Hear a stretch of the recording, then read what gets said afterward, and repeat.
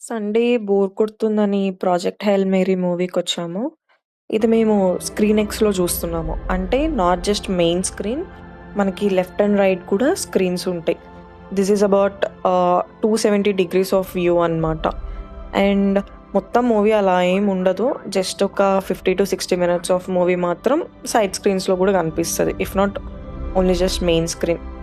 బావుంది. మూవీ కూడా బావుంది. It's good.